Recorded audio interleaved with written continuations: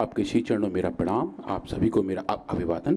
स्वामी जी, आज हम बात करेंगे पेनक्रियाटिस के बारे में, पेनक्रियास की एक और बीमारी के बारे में जो डायबिटीज़ से थोड़ी सी अलग है, पर पेनक्रियास के इन्फ्लेमेशन के बारे में है। पेनक्रियाज में सूजन आ जाए ना, इसका पूरी दुनिया में कोई इलाज नहीं है। पेनक्रियाज का सूजन पेनक्रियाटाइटिस, फेफड़ों का सूजन ब्रोंकाइटिस, लीवर का सूजन हेपेटाइटिस और स्किन का सूजन सोराइसिस।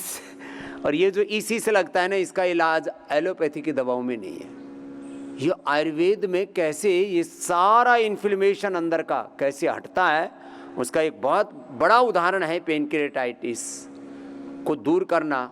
और उसके लिए वर्ल्ड में पहली बार कोई दवाई बनाई आयुर्वेद में, और उसका नाम भी हमने बड़ा फैंसी सा रखा है, पेनकोग्रिट। हाँ, और जरा एकाग्रचित्त अंतर्मुखी होकर के डॉक्टर अनुराग जी वार्ष्णेय जी को सुनिए, जो आज का अनुसंधान हर दिन एक नए संदर्भ में आपको यहाँ से प्रबोधन देते हैं डॉक्टर अनुराग जी। तो आज पेनक्रियाटाइटिस के बारे में बात कर रहे हैं। जी, तो पेनक्रियाटाइटिस के बारे में हम समझें स्वामी जी, ये एक ऐसी बीमारी है जो पेनक्रियास की, जिसको हिंदी में स्वामी जी अग्न्याशय कहते हैं, इसकी बीमारी है। इसके अंदर अगर सूजन आ जाती है तो स्वामी जी इसमें दिक्कत पैदा होती है। ये जो येलो कलर का स्ट्रक्चर है, कुछ कुछ केले की तरह देखने में लग रहा है स्वामी जी, ये है पेनक्रियास। ये बिल्कुल अच्छे तरीके से बाउंड होता है हमारे छोटी आंत की शुरुआत से लेके और हिपैटिक पोर्टल वेन जो इसके ठीक ऊपर लीवर है और नीचे स्वामी जी इसकी किडनी है। तो ये यहाँ पे एक बहुत ही इंपॉर्टेंट ऑर्गन है। ये एक एंडोक्राइन ऑर्गन और एक्सोक्राइन ऑर्गन दोनों हैं। ये हार्मोन भी बनाता है और जूसेस भी बनाता है। तो स्वामी जी, हार्मोन बनाने वाला काम तो डायबिटीज़ को कंट्रोल करता है, ब्लड शुगर को कंट्रोल करता है, जिसको हम इंसुलिन का सिक्रीशन कहते हैं। और जो दूसरा वाला काम है, जो हमारे पाचन तंत्र को सुचारू रूप से रहता है, वो स्वामी जी इसका एक्सोक्राइन फंक्शन है। तो इसके अंदर दो बड़े बड़े सेल हैं, एसिनर सेल्स और डक्टल सेल। इनके बीच में जो आपस में कम्युनिकेशन है, कनेक्टिविटी है स्वामी जी, वो इसके अच्छे हेल्थ को बताती है। स्वामी जी, इसके अंदर एक एरिया है जिसको हम आइलैंड्स ऑफ लैंगरहैंस कहते हैं। इसके अंदर बीटा सेल्स पाए जाते हैं और बीटा सेल्स ही वो सेल्स हैं जो इंसुलिन का सिक्रीशन करते हैं।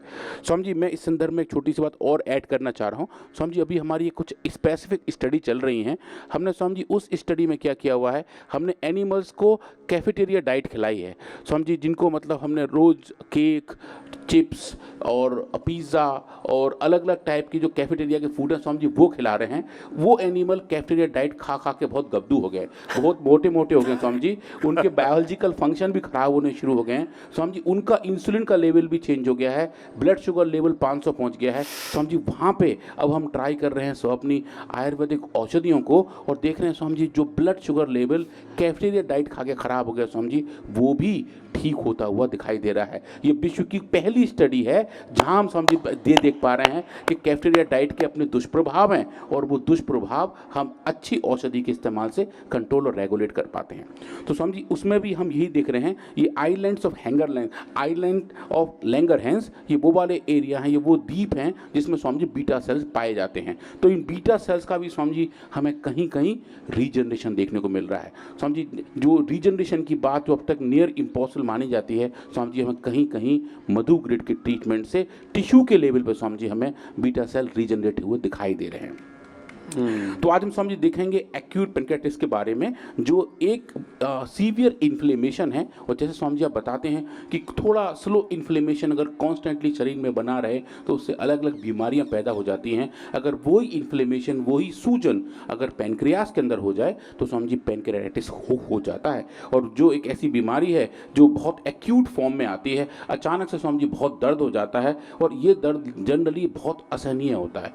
ये जो बीमारी है, इसके दर्द की वजह से लोग तुरंत हॉस्पिटलाइज होते हैं और स्वामी जी उनको बहुत हाई ग्रेड पेन किलर्स, बहुत हाई ग्रेड स्टेरॉइड दिए जाते हैं। वो सिर्फ दर्द को पे काबू पाने के लिए, दर्द के सेंसेशन को रेगुलेट करने के लिए, पर जो दर्द का बैकग्राउंड का कारक है, जो इन्फ्लेमेशन है स्वामी जी, उसके बारे में कोई ज़्यादा दवा है भी नहीं और स्वामी जी दी भी नहीं जाती। अब इसके जो कारण है इस बीमारी के स्वामी जी, सबसे बड़ा कारण है एल्कोहल का कंजप्शन। जो स्वामी जी ज़्यादा मद्यपान के शौकीन होते हैं, जो काफ़ी ज़्यादा एल्कोहल कंज्यूम करते रहते हैं, जिसको स्वामी जी कहते हैं ब्रिंज ड्रिंकिंग, मतलब एक साथ बैठ के रात भर में कई लीटर जिन्होंने सेवन कर लेते हैं। स्वामी जी ऐसे महानुभाव है, एक एक दो दो लीटर पीने वाले भी जनता है जो एक साथ पी जाते हैं स्वामी जी, उसकी वजह से उनका लीवर थक जाता है और फिर वो इन्फ्लेम्ड होकर पेनक्रियास तक पहुंचता है, उनको स्वामी जी दर्द होने शुरू हो जाते हैं और ऐसे केस वो रात में ही हॉस्पिटलाइजेशन केस बन जाती हैं कि साहब अब हालत खराब है, दर्द मतलब पार्टी से सीधे हॉस्पिटल में। हाँ स्वामी जी, सीधे पार्टी से हॉस्पिटल पहुंच जाते हैं, इमरजेंसी केयर में पहुंच जाते हैं। तो वो जो कहानी है वो स्वामी जी एल्कोहल के ओवर कंजम्पशन की वजह से है। और जिन लोगों को स्वामी जी गॉल स्टोन है उन्हें भी ये दिक्कत रहती है। कुछ कुछ दवाइयों के साइड इफेक्ट, कुछ कुछ मॉडर्न मेडिसिन के साइड इफेक्ट भी स्वामी जी यही बीमारी होती है। और जिनको कभी मम्स रहे हों, मीसल्स रहे हों, छोटी माता या बड़ी माता जैसे इन्फेक्शंस रहे हों जो वायरल डिजीज है स्वामी जी, उनको भी इसके होने के रिस्क बढ़ जाते हैं। और स्वामी जी कई लोग बहुत ज़्यादा अति मात्रा में कैल्शियम सप्लीमेंट खाते रहते हैं स्वामी जी, उनके अंदर भी कैल्शियम का डिपोजिशन बढ़ जाता है और उससे भी स्वामी जी ये दिक्कत बढ़ जाती है। तो जो सिंथेटिक कैल्शियम वाले कंपाउंड हैं स्वामी जी वो ऐसे कारक बहुत बनते हैं। सिंथेटिक कोई भी न्यूट्रास्यूटिकल, सिंथेटिक दवा, सिंथेटिक फूड और अव्यवस्थित पूरी जीवन शैली, ये सब कारण बनता है इसका पेनक्रियाटाइटिस का। नींद भी पूरी ना आना, लंबे समय तक पेट भी गड़बड़ रहना और बहुत ज़्यादा एसिडिटी बढ़ना। जितना ज़्यादा एसिडिटी बढ़ेगी उतनी ज़्यादा वो हमारे अग्न्याशय को, क्योंकि वो अति अग्नि बढ़ गई ना, अति सब चीज़ों में गड़बड़ी करती है, तो बहुत ज़्यादा एसिडिक होना वह भी पेनक्रियाटाइटिस का कारण बन जाता है। और इतनी भयंकर पीड़ा होती है, असह्य वेदना। मैंने पेन किलर तो काम करते हैं नहीं, इंजेक्शन भी काम नहीं करते। नहीं स्वामी जी, बिल्कुल स्वामी जी, कुछ लोगों को तो मॉर्फिन देना पड़ जाता है कि ताकि अफीम। हाँ अफीम देनी पड़ जाती है। अफीम के स्वामी जी पैच आते हैं जो बैंडेड की तरह होते हैं, वो छील के पेट पे लगा दिए जाते हैं ताकि दवा शरीर में जाती रहे और दर्द की अनुभूति कम होती रहे। दर्द का इलाज होगा सो होगा, पर एटलीस्ट लोग दर्द से राहत पाने के लिए स्वामी जी उसका सेवन करते हैं, वो सब पैचेस लगाते हैं। आज हम स्वामी जी देखेंगे कि ये जो बीमारी है इसका पाथ क्या है स्वामी जी, बीमारी होती कैसे, सेल के लेवल पर स्वामी जी क्या होता है। तो जब ये बीमारी इंड्यूस होती है तो स्वामी जी इन्फ्लेमेशन आ जाता है। उस इन्फ्लेमेशन की वजह से जो एसिनर सेल्स और डक्टल सेल हैं, जो इनके अंदर के स्ट्रक्चरल सेल हैं, उनके अंदर स्वामी जी इंजरी हो जाती है और अलग तरीके से ट्रिप्सिन का एक्टिवेशन आना शुरू हो जाता है जो इन्फ्लेमेशन को और आगे बढ़ाता है स्वामी जी। साइटोकाइन का तूफान आना शुरू हो जाता है, ऑक्सीडेटिव स्ट्रेस बढ़ जाती है और स्वामी जी पूरे ऑर्गन के अंदर सूजन हो जाती है। लगभग ये 1.5 गुना तक बढ़ जाता है स्वामी जी इन्फ्लेम्ड होके, और वो फिर स्वामी जी आगे संभालना बहुत मुश्किल पड़ जाता है। कुछ एक्यूट केसेस में स्वामी जी ये बीमारी फेटल भी होती है, मतलब कि रोगियों को फिर बचाना भी बहुत मुश्किल पड़ जाता है। तो स्वामी जी इसका सिंथेटिक वर्ड में कोई इलाज नहीं है, कोई दवाई नहीं है एज सच। उसको सिर्फ एक सिम्टम को ही ट्रीट करने का प्रयास करते हैं कि जो दवाई दी जाती हैं वो सिर्फ पेन को रेगुलेट करती हैं, पर स्वामी जी उनके अपने भी काफ़ी एडवर्स इफेक्ट रहते हैं। उनमें स्वामी जी काफ़ी कुछ एडवर्स इफेक्ट ऐसे भी हैं जो हार्ट फंक्शन को अफेक्ट करते हैं, नर्व फंक्शन को भी अफेक्ट करते हैं। तो स्वामी जी आयुर्वेद में पेनक्रियास के इस बीमारी के लिए कोई स्पेसिफिक मेडिसिन आज तक नहीं थी। स्वामी जी जो नोबल फॉर्मुलेशन जो आपने पूज आचार्य ने किया है, जो सरपुंखा, सौंठ, पुनर्नवा, अश्वगंधा, रेवन चीनी, मूली के बीज और मूली के छार से है, जिसका नाम पेंकोग्रिट है, और स्वामी जी बहुत फैंसी नाम भी है, लोग उसको अच्छे से एक्सेप्ट भी कर रहे हैं, और स्वामी जी साइंटिफिक वर्ड में भी इसकी एक्सेप्टेबिलिटी काफ़ी अच्छी है। तो आज स्वामी जी हम देखेंगे पेंकोग्रिट के इस्तेमाल से अगर हम पेनक्रियाटिक सेल्स के अंदर जो हेल्थ के पैरामीटर है क्या हम वो मॉड्यूलेट कर सकते हैं। तो स्वामी जी हमने एज यूजुअल पहले तो बहुत डीप केमिस्ट्री की और देखा कौन कौन से कंपाउंड इसके अंदर हैं, और स्वामी जी हमने LCMS और HPLC से पहचाना कि लगभग इसके अंदर स्वामी जी 65 कंपाउंड हमने पाए जो अलग अलग मात्रा में इसके अंदर उपलब्ध थे। पर जो हमने बायोलॉजिकल एक्सपेरिमेंट किया स्वामी जी वो हमने सेल्स में किया। हमने ह्यूमन पेनक्रियाटिक सेल्स पे काम किया जिनको PANC-C सेल्स कहते हैं, और स्वामी जी हमने चूहों की पेनक्रियाटिक सेल्स पे काम किया जिनको AR42J सेल्स कहते हैं। इन सेल्स के अंदर स्पेसिफिक टाइप के बायोलॉजिकल रिस्पॉन्स आते हैं।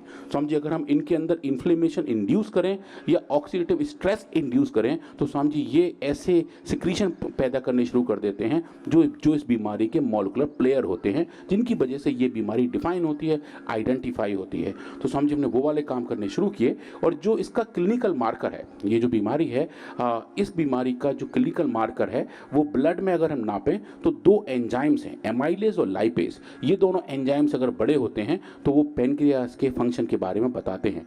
तो अगर पेनक्रियाटिस कहीं सेटअप है, हल्की वाली भी है या फिर एक्यूट है, तो समझिए ये दोनों एंजाइम का लेवल बढ़ जाता है, जो बेसिकली एक तरीके के डाइजेस्टिव एंजाइम है। एमाइलेज स्वामी जी हमारे शरीर में कार्बोहाइड्रेट को तोड़ने का काम करता है, लाइपेज हमारे शरीर में फैट को तोड़ने का काम कर जाता है। पर लेकिन अगर जब इन्फ्लेमेशन हो पेनक्रियाज के अंदर तो इनके लेवल स्वामी जी रक्त के अंदर बहुत ज़्यादा मात्रा में बढ़ जाते हैं। तो ये भी एक बीमारी का कारक होता है और उसका मार्कर भी होता है। तो स्वामी जी हमने इन सेल्स के अंदर ऑक्सीडेटिव स्ट्रेस को इंड्यूस करके इन एंजाइम का लेवल नापा और देखा कि अगर ये लेवल बढ़ रहे हैं तो क्या हम पेंकोग्रिड का इस्तेमाल करके उस बढ़े हुए लेवल को रेगुलेट कर सकते हैं। पहला स्वामी जी एक प्रश्न ये पूछा और दूसरा ये पूछा कि अगर हम ह्यूमन पेनक्रेटिक सेल्स पैंक-सी सेल्स के अंदर इन्फ्लेमेशन इंड्यूस करें TNF अल्फा से, जो एक नेचुरल इन्फ्लेमेटरी कॉजिंग एजेंट भी है, तो क्या स्वामी जी हम जो उसके डाउन सिग्नलिंग के IL-6, IL-8, IL-1 beta, ICAM, NF kappa B, JAK2, STAT3 इन पूरे पाथवे को क्या हम फॉलो कर सकते हैं और वो जो प्रोटीन लेवल के चेंजेस हैं क्या वो हम देख सकते हैं और स्वामी जी प्रोटीन फास्फोरिलेशन के लेवल के चेंजेस हैं क्या हम वो भी देख सकते हैं। तो स्वामी जी प्रोटीन फास्फोरिलेशन एक ऐसी एडवांस स्टेज होती है, एक ऐसा एडवांस स्टेज होता है सेल सिग्नलिंग का कि जो पूरे सिस्टम को रेगुलेट करता है। और स्वामी जी अगर हमारी औषधियाँ उस लेवल पर भी जाकर मॉड्यूलेट कर सकती हैं तो वो जो मोड ऑफ एक्शन वाली बात है कि दवा का जो इम्पैक्ट है वो कैसा आ रहा है, स्वामी जी उसको इस्टेब्लिश करने में बहुत हेल्प मिलती है। तो सबसे पहले स्वामी जी हमने ये देखा कि अगर हम रैट पेनक्रेटिक एसिनर सेल्स को लें और उनको पेंकोग्रिड दें तो स्वामी जी सबसे पहले हमने ये पूछा कि ये जो सेल्स हैं क्या वो इस औषधि को अच्छे से एक्सेप्ट कर लेती हैं। तो आप देखेंगे स्वामी जी पेंकोग्रिड की एक्सेप्टेबिलिटी इन सेल्स के लिए बड़ा अच्छी है। इन सेल्स के अंदर हमें कोई भी कैसा भी एडवर्स इफेक्ट देखने को नहीं मिला। ये सेल्स बहुत अच्छे से ग्रो करते रहे और पेंकोग्रिड के 100 माइक्रोग्राम पर ml की डोज तक भी ये बड़ा अच्छे से दिखते रहे। पर स्वामी जी जब हम इनके अंदर इंड्यूस कर रहे हैं ऑक्सीडेटिव स्ट्रेस तो जो एमाइलेज और लाइपेज के बढ़े हुए लेवल थे वो स्वामी जी पेंकोग्रिड के ट्रीटमेंट से नीचे आने शुरू हो गए, जहां हम ये देख पा रहे थे कि पेंकोग्रिड एक ऑक्सीडेटिव स्ट्रेस की वजह से बढ़े हुए एंजाइम लेवल को भी ठीक कर पा रहा है। और जो दूसरा वाला अच्छा फाइंडिंग था स्वामी जी वो था ह्यूमन पेनक्रेटिक सेल्स में, वहाँ हमने NF kappa B के इंडक्शन से बढ़े हुए इंटरल्यूकिन 6, इंटरल्यूकिन 8 और NF kappa B, आप देखें स्वामी जी ये जो लेवल काफ़ी ज़्यादा बढ़ गए थे जो इस बीमारी के रूट कॉज है, स्वामी जी उस बढ़े हुए लेवल को भी आप देखेंगे तो पेंकोग्रिड के ट्रीटमेंट से डोज डिपेंडेंटली स्वामी जी इसको हम कम कर पाए। और इसका सिर्फ और सिर्फ इतना ही लेवल नहीं था स्वामी जी, हम और नीचे गए और डिटेल में गए और हमने इन सब के जीन एक्सप्रेशन भी देखे और देखा कि जेनेटिक लेवल पे जब एक सेल अलग अलग टाइप के सिग्नल प्रोड्यूस कर रही है तो उसके पीछे कौन कौन से जीन्स एक्सप्रेस हो रहे थे। और हमने पाया Swami ji interleukin 6, interleukin 1 beta ये अच्छे तरीके से स्वामी जी ये भी रेगुलेट हुए और ये हमें क्लियरली दिखे कि जो पेंकोग्रिड का ट्रीटमेंट था वो जीन एक्सप्रेशन को अच्छे तरीके से ठीक कर रहा था और जो बढ़ा हुआ लेवल था जो इन्फ्लेमेशन की वजह से बढ़ गया था वो भी स्वामी जी पेंकोग्रिड के ट्रीटमेंट से ठीक होना शुरू हो गया। अब एक लेवल जो स्वामी जी इसमें बहुत क्रिटिकल है और जहाँ लगता था कि वहाँ कुछ दिखा पाना शायद थोड़ा चैलेंजिंग हो, पर स्वामी जी इस औषधि में रियली इतना दम था और दम है कि हम देख पा रहे थे कि JAK2 सिग्नलिंग जिसको हम जेनस लाइक काइनेस कहते हैं, स्वामी जी ये इन्फ्लेमेशन का एक मास्टर सिग्नलिंग एक्सेस है। इसके अंदर स्वामी जी क्या होता है कि ये जो प्रोटीन है इसका एक फॉस्फोरिलेशन होता है, इसका एक फॉस्फोफॉर्म होता है जिसको हम P-JAK2 कहते हैं। तो अगर हम प्रोटीन फास्फोर को स्वामी समझें कि जैसे हम लोग नहा धो के बाहर निकलते हैं तो उसके बाद थोड़ा जनरली हमारी माताएं बहनें थोड़ा ज़्यादा करती हैं, थोड़ा मेकअप वगैरह लगाते हैं, अच्छे तरीके से ड्रेसअप होते हैं और फिर बाहर आने को तैयार होते हैं। स्वामी जी ऐसा ही हमारे सेल के अंदर होता है। जब प्रोटीन्स हमारे सेल के अंदर बन जाती हैं एंडोप्लाज्मिक रेटिकुलम में, उसके बाद वो वहाँ से बाहर निकल कर फॉस्फोरिलेट होती हैं और फंक्शनल प्रोटीन के फॉर्म में कन्वर्ट होती हैं। तो स्वामी जी जो प्रोटीन का मेकअप है वही प्रोटीन फॉस्फोरिलेशन है और वही प्रोटीन की एक्टिव स्टेज है। तो स्वामी जी अगर आप देखें ये जो नीचे वाले बैंड हैं ये वो वाली प्रोटीन है जिनका मेकअप नहीं हुआ है और स्वामी जी ये वो वाली प्रोटीन है जिनका मेकअप हुआ है, जिनके अंदर हमने फॉस्फोरिलेशन की स्टेज देखे हैं। तो आप देखेंगे स्वामी जी ये जो फॉस्फोरिलेशन इंड्यूस हो रहा था एक इन्फ्लेमेशन की वजह से, स्वामी जी वो इंड्यूस ऑफ फॉस्फोरिलेशन भी पेंकोग्रिड के ट्रीटमेंट से स्वामी जी डोज डिपेंडेंटली कम हुआ। ये स्वामी जी हमने पहली बार ये देखा कि एक आयुर्वेदिक औषधि पेनक्रियास के इतने स्पेसिफिक पाथवे को भी कंट्रोल कर सकती है और वो रेगुलेशन स्वामी जी बड़ा अच्छे दिखाई देते हैं। जो टोटल प्रोटीन का लेवल है उसमें स्वामी जी कोई चेंज नहीं है, सिर्फ उसी प्रोटीन के लेवल में चेंज है जो फॉस्फोरेटेड हो रही है। तो स्वामी जी जो कच्चा माल तैयार हो रहा है बिल्कुल ठीक ठाक बनता आ रहा है, पर जो उसकी प्रोसेसिंग है वो स्वामी जी अच्छे तरीके से कंट्रोल और रेगुलेट हो रही है। तो ये सेलेक्टिविटी की जो बात होती है कि आयुर्वेदिक औषधियाँ बहुत सेलेक्टिव तरीके से एक पाथवे को रेगुलेट करती हैं, ये स्वामी जी का बहुत अच्छा और बहुत ही सुंदर एग्जाम्पल है।